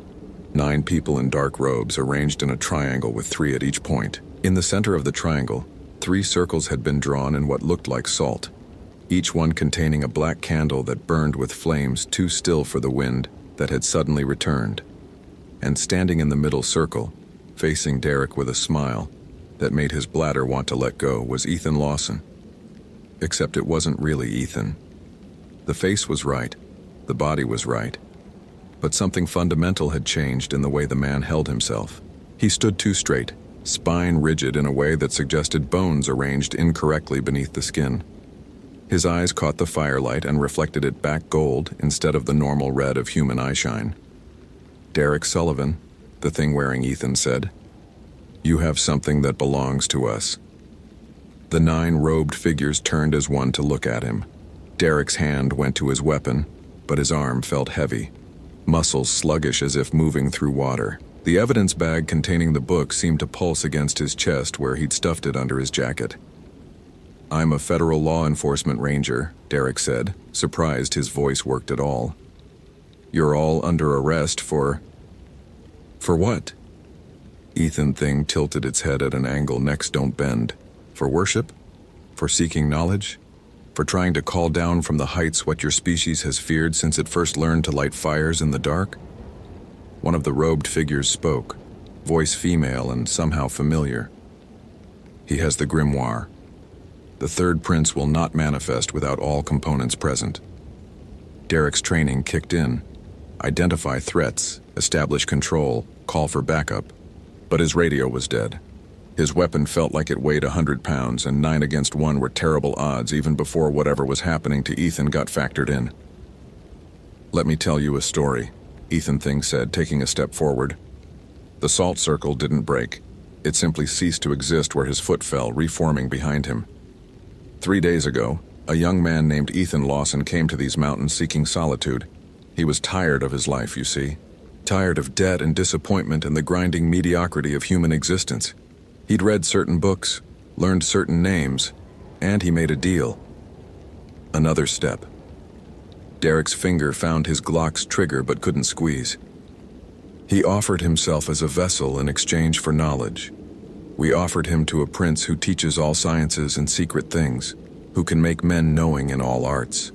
A fair trade, don't you think? One mediocre human life for the wisdom of ages. That's not how it works, one of the robed figures said, pulling back her hood. Derek's stomach dropped. Linda Chen stared back at him, face calm, eyes reflecting that same golden light. The grimoire must be present.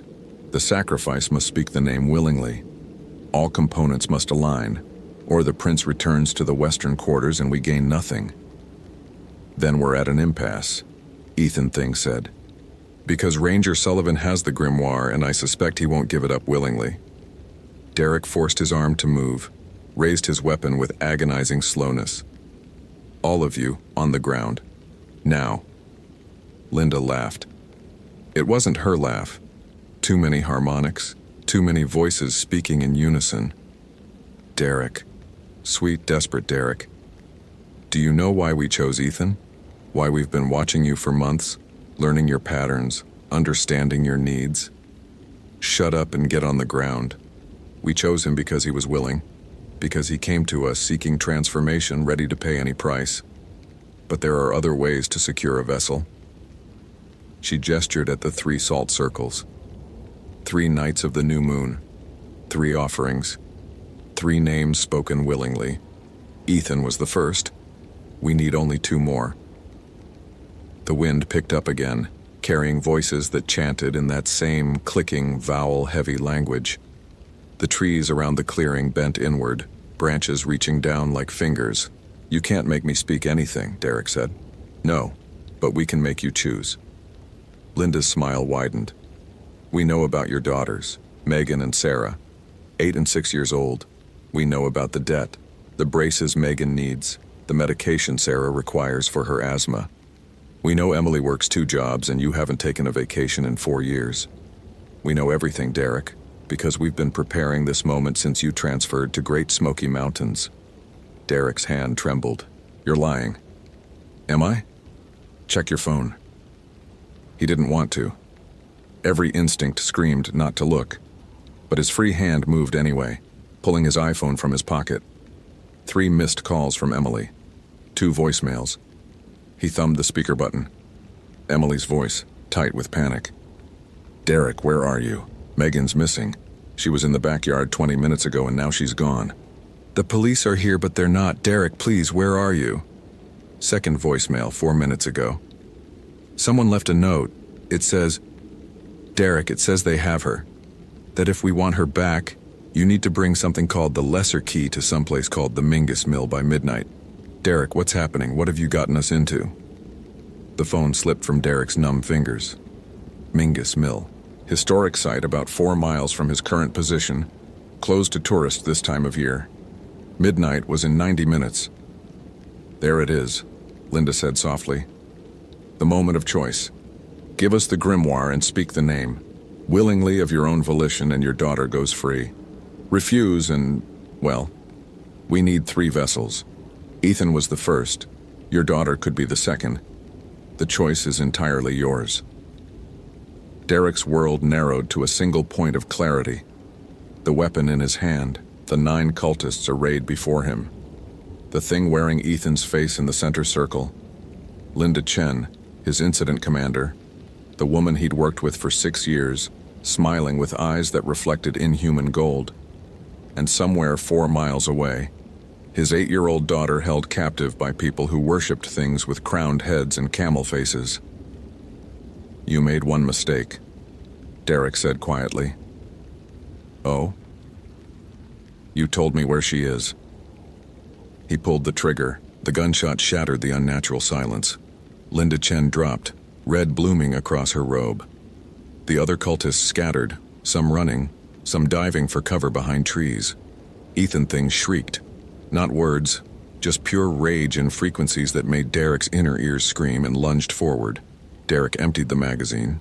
15 rounds, center mass, the training taking over. Ethan Thing stumbled but didn't fall, golden ichor spraying instead of blood. Derek dropped the empty Glock and ran. Behind him, the forest erupted with sound. Chanting, screaming, something large crashing through undergrowth. Derek's streamlight battery died, plunging him into darkness broken only by moonlight that shouldn't exist on a new moon night. He ran anyway, trusting muscle memory and 11 years of hiking these trails. His Garmin showed Mingus Mill northwest, 3.7 miles.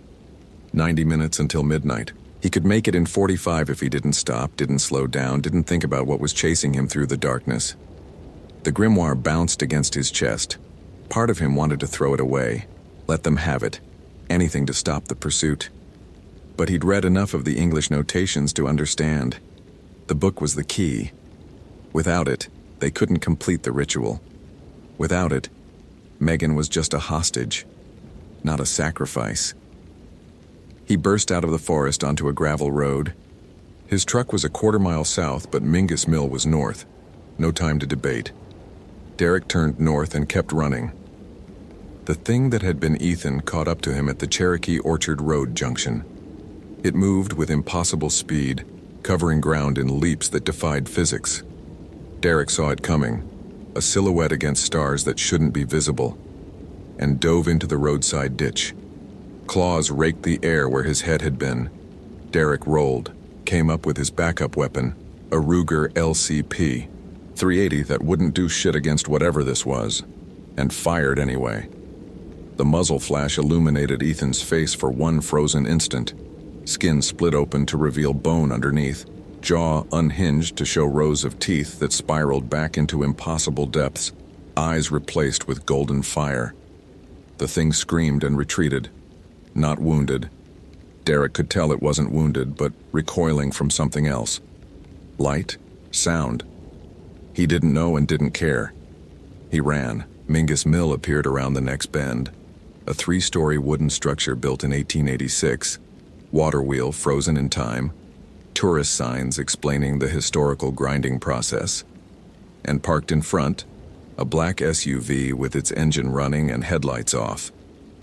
Derek approached at an angle, using the tree line for cover. Through the mill's windows, he could see candlelight.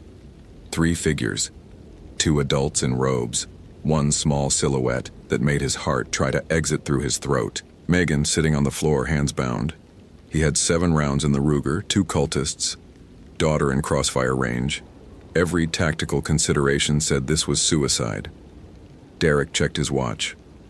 11:47 p.m. 13 minutes. He thought about Emily's face when he'd told her about the ranger position. The excitement in her eyes, the belief that federal employment meant stability, meant security, meant he could provide for their growing family. 11 years of watching that excitement fade into quiet disappointment, of seeing her take on extra shifts while he volunteered for overtime that barely covered the gap between income and expenses. He thought about Megan's smile when he'd promised to make her soccer game, and the way it had crumbled when he'd called to cancel again. He thought about the symbols in the grimoire, the notation that said, "Sacrifice must be willing." Derek pulled the evidence bag from under his jacket. Inside, the leather-bound book seemed to pulse with warmth. He could feel it trying to communicate something, knowledge pressing against his consciousness like fingers probing a wound. All sciences and secret things, wisdom of ages, everything he needed to fix his broken financial life, solve his family's problems, become something more than a $43,000 a year ranger drowning in debt. All he had to do was speak a name. Willingly. Of his own volition. "No," Derek whispered. He walked toward the mill's entrance, weapon holstered, hands raised. The door opened before he could knock. A robed figure gestured him inside. Man's hands, wedding ring visible. Someone's husband doing this in the name of knowledge or power, or whatever lies they'd been sold. The interior smelled like sulfur and sage. 3 salt circles on the floor, 3 black candles, symbols drawn in blood that matched the ones from Ethan's tent. Megan sat in the center circle, tears streaming down her face, mouth gagged. "Daddy," she tried to say through the cloth. The second cultist pulled back her hood. Not Linda Chen. She was dead or dying in the forest. But another woman Derek recognized from the park's administrative staff. Carol something. Always pleasant at the office, brought cookies to the Christmas party. "You brought it," Carol said. "Good. We weren't sure you'd understand." Let her go. All in time. First, the ritual. The grimoire must be present. You've provided that. The sacrifice must speak the name and you will to save your daughter. The 3rd night of the moon's darkness, which is now as midnight approaches. All components align. Derek looked at his daughter, 8 years old, terrified, trusting him to fix this because daddies fix things. Daddies make everything okay, that's what daddies do. What happens after I speak the name? The prince manifests. He answers 3 questions, grants 3 boons to those who summoned him. Then he returns to the western quarters. Simple transaction, really. And Megan goes free. We have no use for her beyond leverage. You're the sacrifice, Derek. You're the one who speaks willingly. You're the vessel. There it was. The truth beneath the lies. Speak the name and something wearing a crown with a camel's head would wear Derek's face instead. Ethan hadn't been freed after his possession. That thing in the forest was Ethan, transformed by knowledge into something that used to be human. Derek could feel the grimoire calling to him, could feel its promises, wisdom, power, understanding. Just speak the name, just say it willingly, just open yourself to what waits in the western quarters. He looked at Megan. She'd stopped crying, was watching him with her mother's eyes, smart, evaluating, already understanding that adults made choices and some of those choices meant nobody got what they wanted. Derek made his choice. He threw the grimoire into the nearest candle. Leather and parchment dry as bone caught instantly. The book screamed, literally screamed, voices of 100 previous victims crying out as flames consumed centuries of occult knowledge. Carol shrieked and lunged for it. Derek shot her in the leg. She went down. The other cultist ran. Derek crossed to Megan in 3 strides, scooped her up, and headed for the door. Behind them, the grimoire burned.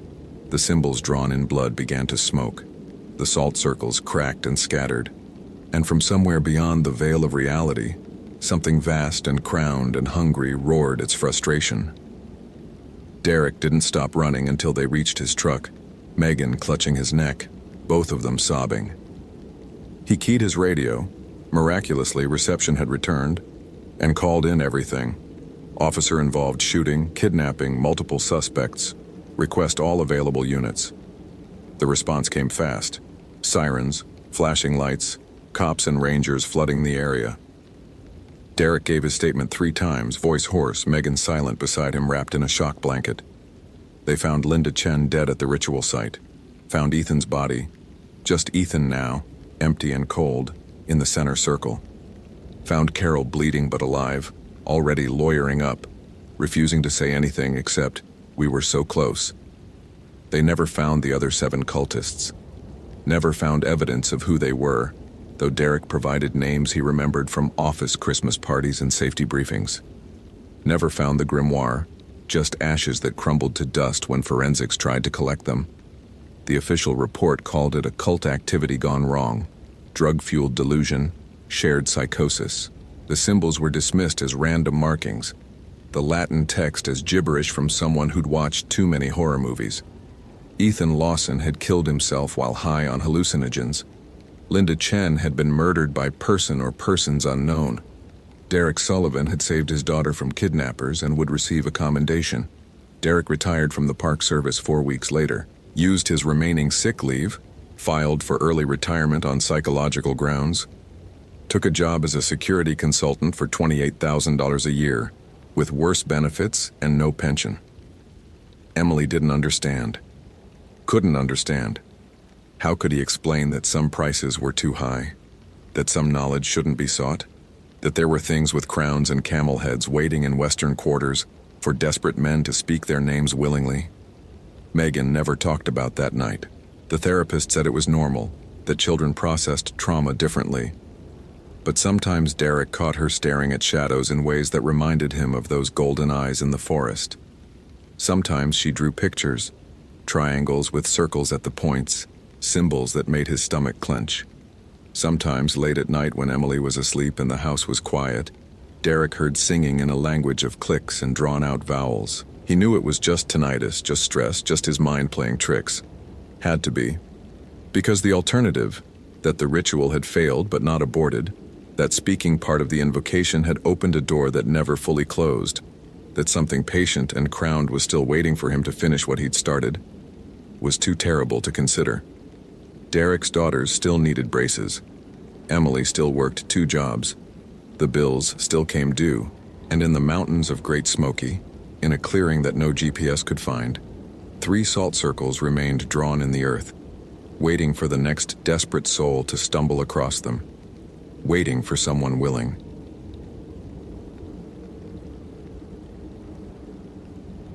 Olympic National Forest, Washington, March 2017.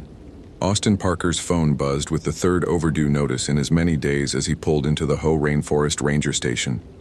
Medical billing department, persistent as wolves. He silenced it without reading the amount, knowing the number wouldn't make paying it any easier. His daughter Mia's last round of treatments had cost more than he made in 4 months, and the insurance company had found creative ways to deny half the claims. The overtime authorization sitting on his supervisor's desk represented 3 weeks of extended search and rescue operations at time and a half. Austin needed that money the way drowning men needed air. "You sure about this?" Linda Chen asked, sliding the paperwork across her desk. She'd been the Olympic National Forest SAR coordinator for 12 years, long enough to recognize desperation when she saw it. "It's equinox week. Weather's going to be hell, and this case already feels wrong." Austin signed without hesitation. "I need the hours." Linda's expression softened with understanding she didn't voice. Everyone at the station knew about Mia, about the leukemia that had turned Austin's life into a tightrope walk between paychecks and bankruptcy. Shane Matthews, 28, solo hiker, didn't return from the Hoh River Trail. His girlfriend reported him missing yesterday when he missed their dinner reservation in Port Angeles. "Timeline?" Austin asked, professional mode engaging despite the exhaustion that lived in his bones now. Last confirmed sighting was 4 days ago at the Lewis Meadow trailhead. Permit showed he planned a 3-day loop. Linda hesitated, her fingers drumming against the desk in a nervous pattern. "Austin, there's something you should know about the location. I've hiked every mile of this forest. What am I missing?" Linda pulled up a digital map. 7 red markers clustered around the same 10-mile radius. 7 disappearances in the past 7 years, all during the week of the spring equinox.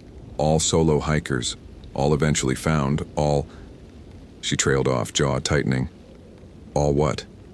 All drowned, in locations with no water source within 2 miles.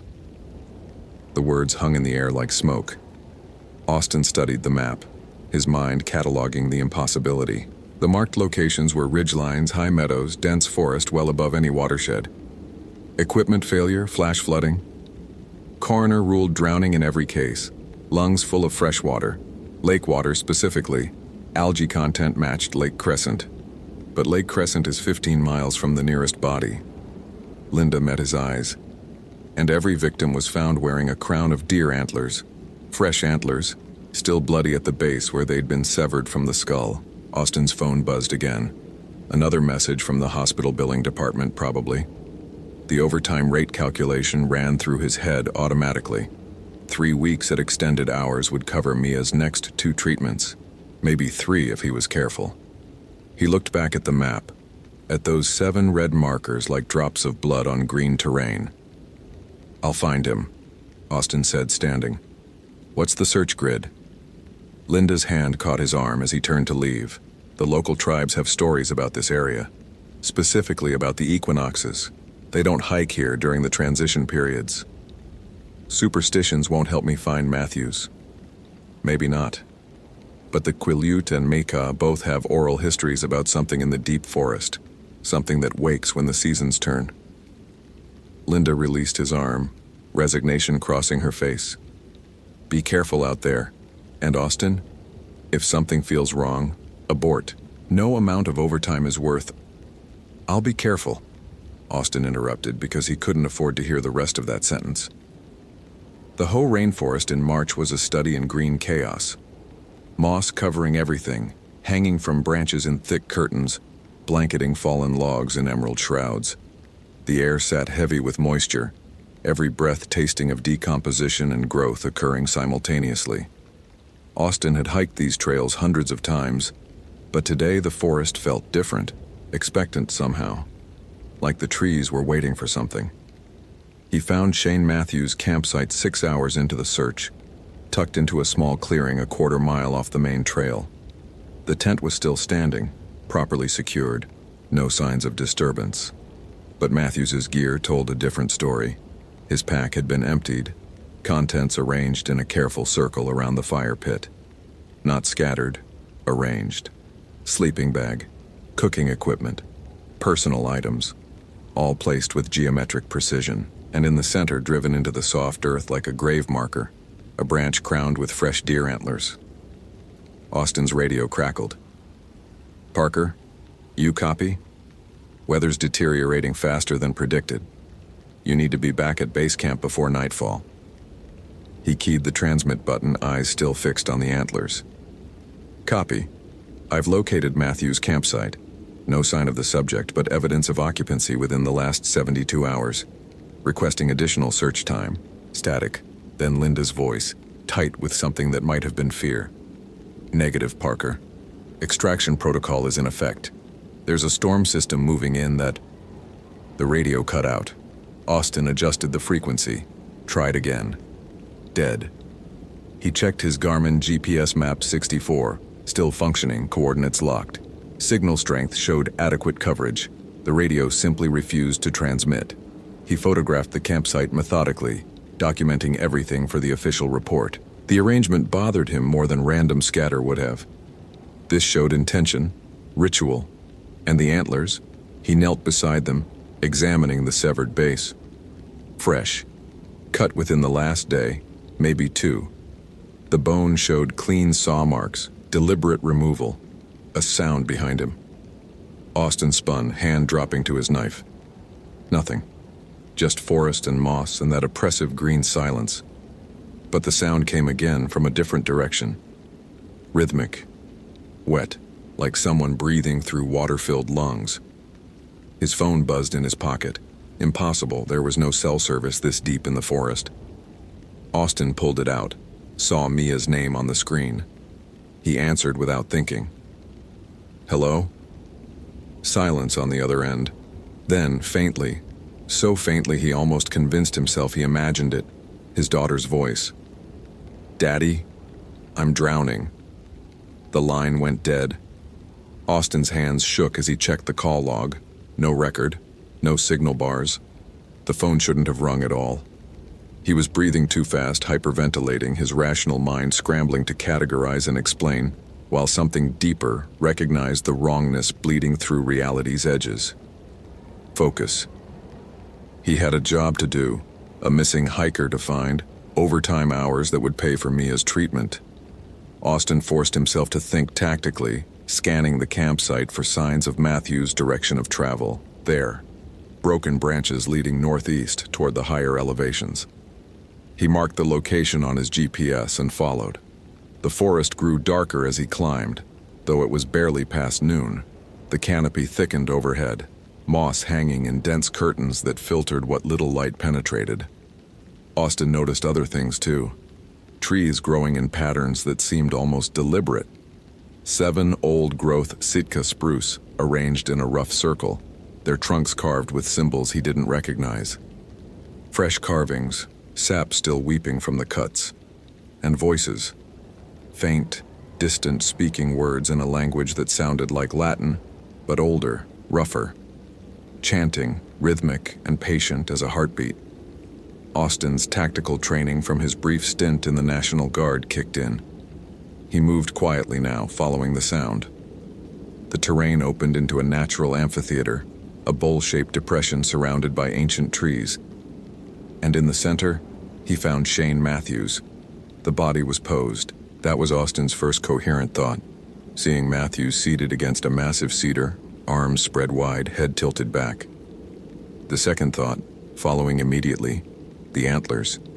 They weren't placed on Matthews's head like a crown. They'd grown from it, erupting through skull and scalp in branching points that dripped blood and clear fluid. Fresh growth, impossible growth, bone extending where bone had no business existing. Austin stumbled backward, gorge rising. He'd seen death before. Traffic accidents, drowning victims recovered from Lake Crescent, one memorable suicide by shotgun. But this was different. This was wrong in a way that violated fundamental rules about how bodies worked. Matthews's chest moved, a breath, shallow and wet, pulling air through lungs that should have been still. Austin's medic training overrode his horror. He rushed forward, fingers finding a pulse. Weak, irregular, but present. "Matthews, Shane, can you hear me?" The eyes opened, milky white, no iris visible, staring past Austin at something only they could see. Matthews's mouth opened, and water poured out. Not a trickle, a stream, impossibly voluminous, gushing from his throat like a broken hydrant. Lake water, Austin's shocked brain noted, seeing the green tinge of algae, smelling the mineral freshness of deep cold water. He breathes for Chernunos now, a voice said behind Austin. He spun, knife in hand, to find a woman standing at the edge of the clearing. Late 50s, dressed in hiking gear that looked expensive and well-used.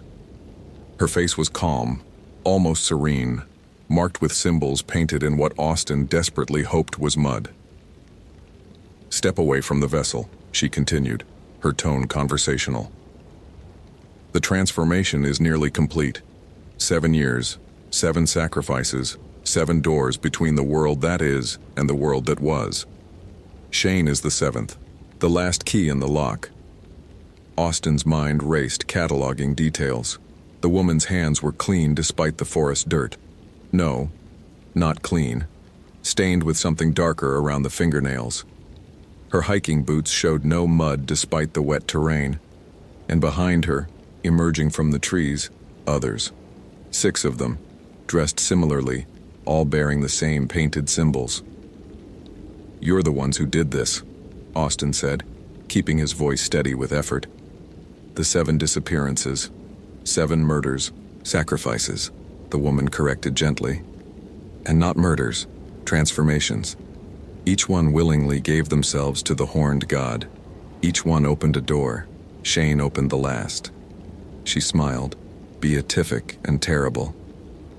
"You're welcome to witness the birth, Austin Parker. We know about your daughter, about her sickness. Chernunos is a god of death and life both, the eternal cycle. He could heal her. All we ask is faith." The words hit like a physical blow. Austin's hand tightened on his knife, rage and fear warring with a desperate, traitorous hope. "You're insane. We're devoted. There's a difference." The woman, clearly the leader, stepped closer. "The old gods never died, Austin. They sleep. They wait. And when the faithful call loudly enough, when the sacrifices are sufficient, they wake." Chernunos has been sleeping for 2,000 years. Since the Romans cut down his sacred groves, since Christianity drove his followers into hiding, but we remember. We preserve. We resurrect. Behind her, the other cultists began to chant. The same Latin-adjacent language Austin had heard earlier, words that seemed to pull at something deep in his hindbrain. And Shane Matthews, God, the man was still alive, still breathing that impossible water, began to change further. His skin took on a greenish cast, like moss growing beneath the surface. The antlers pushed higher, branching into a full rack that would have taken a deer decades to grow. Austin's phone buzzed. He glanced down instinctively. Another message from Mia's number, though that was impossible. This time it was a photo. His daughter in her hospital bed, smiling at the camera, holding up a drawing she'd made. The timestamp showed 3 minutes ago. "Service is impossible here," the woman said, reading his expression. "Unless something divine intervenes. Chernunos reaches across the barriers now, showing you what could be. Your daughter, healed. Your debts, gone. All the suffering erased. All we ask is that you witness, believe. Join us in welcoming the God." The rational part of Austin's mind screamed that this was manipulation, psychological warfare, cult indoctrination tactics straight from the handbook. But another part, the part that had watched Mia's hair fall out in clumps, that had held her hand through procedures that left her screaming, that checked his bank account every morning with mounting dread, that part whispered, "What if?" Matthews convulsed. More water poured from his mouth, his nose, even his eyes, streaming as if his entire body had become a vessel for something vast and liquid. The ground beneath him darkened, saturating with water that had no source, pooling and spreading. Austin watched in horror as the pool deepened, becoming a pond, impossible volume emerging from Matthew's transforming flesh. And in the water, something moved, large, antlered, rising. The drowned god comes, the woman whispered, reverent. Lord of the hunt, master of death and rebirth, Cernunnos of the deep forest. 7 years we have prepared, 7 sacrifices we have offered, 7 doors we have opened. Now the threshold breaks, and he enters the world once more. The thing rising from the water was enormous, easily 9 feet tall, its body a fusion of human musculature and something older, more primal. The head was fully stag, massive antlers spreading like crown and weapon both. Its eyes glowed with bioluminescence, the green-blue of deep lake water where light had never reached. And when it opened its mouth, more water poured out, flooding the clearing, rising around Austin's ankles with impossible speed. He ran. Pure survival instinct overrode everything. The overtime pay, the medical bills, even the cultists' promises. Austin crashed through the underbrush, heading downslope, away from the clearing and the thing that violated every law of nature. Behind him, the chanting rose to a crescendo, and the sound of water grew louder, not flowing but surging, a tide that had no business existing in a landlocked forest. The water caught him halfway down the ridge. Impossibly, it flowed uphill, defying gravity, a wave that slammed into Austin's legs and swept him off his feet. He went under, his scream cut off as lake-cold water filled his mouth, his nose, trying to force its way into his lungs. He fought to the surface, gasping, and saw the forest transformed. Water everywhere. The clearing, the trees, the entire ridge system flooded as if a dam had broken. Except there was no dam, no reservoir, just water manifesting from nothing, and walking through it, striding with impossible grace, the drowned god, Cernunnos. Every step it took, vegetation burst into sudden growth, moss spreading, ferns unfurling, trees sprouting from nothing. Life and death in equal measure, the eternal cycle made flesh. Austin grabbed a low-hanging branch, pulled himself up, coughing water from his lungs. He had to get out, had to warn someone, had to... His phone was ringing, soaked, damaged, it shouldn't work. But Mia's name flashed on the cracked screen. Austin answered with shaking hands. "Daddy?" Her voice clear and bright, not the thin, pained whisper of the last few months. Strong, healthy. "Daddy, I feel better. The doctors say it's a miracle. The cancer's gone. It's just... gone." Austin's breath caught. "Mia, baby, what?" "A man came to see me. He had antlers, like a deer. He touched my head and said, 'The father witnessed, so the daughter heals.' Daddy, I'm not sick anymore." The phone went dead. Austin stared at it, mind fragmenting. Impossible. All of this was impossible. But he could hear Mia's joy in those words, the first genuine happiness he'd heard from her in 8 months of treatments and procedures and pain. The cultist leader appeared beside him, somehow dry despite the flood. "Cernunnos keeps his promises, Austin. Your daughter lives. The debt you carried is lifted. All we ask in return is silence. Let us complete our work. Let the god walk this forest as he did in ancient days." "And Shane Matthews?" Austin forced out. "The other 6? Transformed, elevated. They became doorways so that divinity could return. Would you call that murder? Or would you call it the highest purpose a human can achieve?" Austin looked back toward the clearing. The water was receding now, draining into the earth as impossibly as it had appeared, and where it touched, life exploded. Flowers blooming out of season, saplings shooting up with time-lapse speed, the forest renewing itself in moments rather than years. "You have a choice," the woman said softly. "Report what you saw. Try to explain the inexplicable and watch as doctors puzzle over your daughter's spontaneous remission. Or accept the gift you've been given. Witness what you've witnessed, and walk away." She was offering him everything he needed. Mia's health, an end to the financial nightmare. All he had to do was stay silent about 7 murders, no, 7 sacrifices.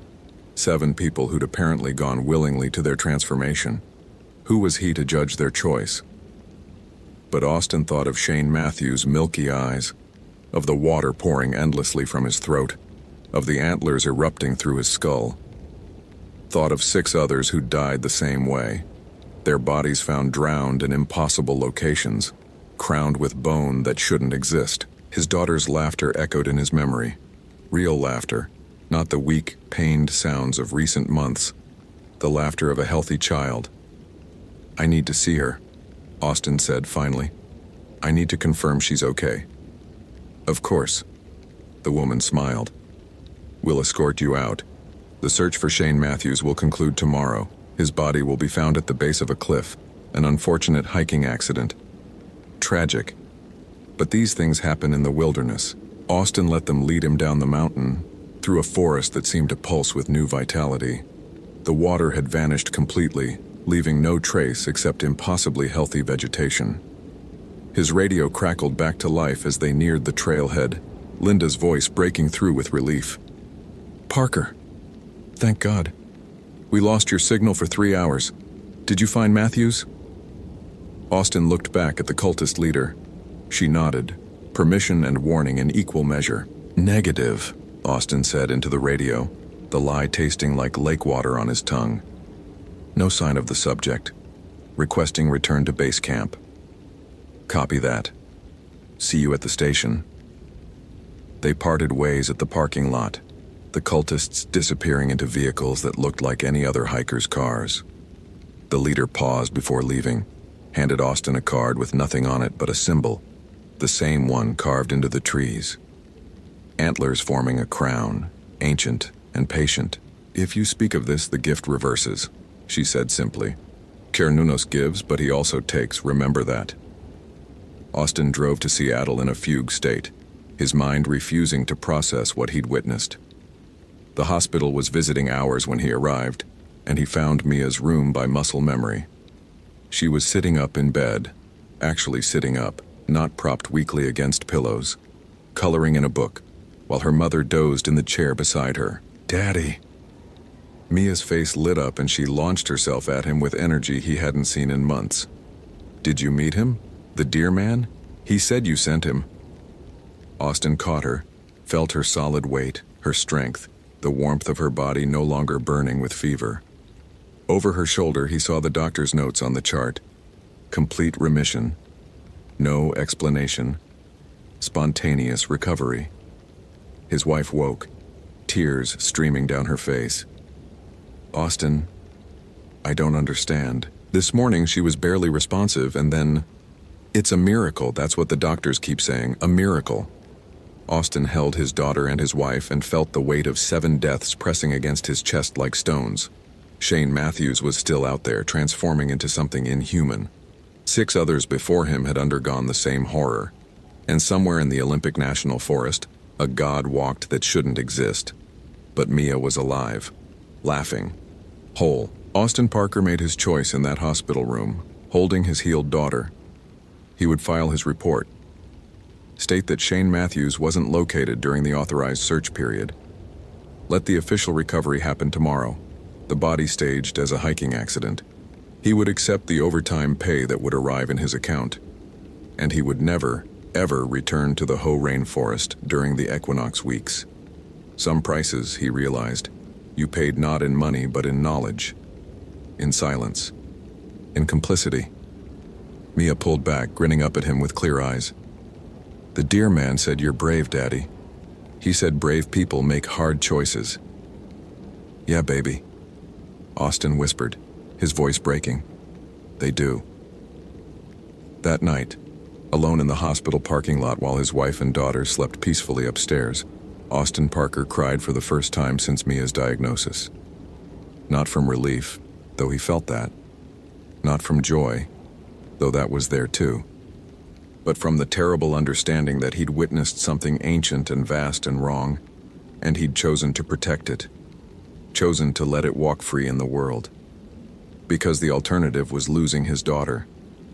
And what father wouldn't trade 7 strangers, 7 willing sacrifices, the cultist had called them, for his own child's life?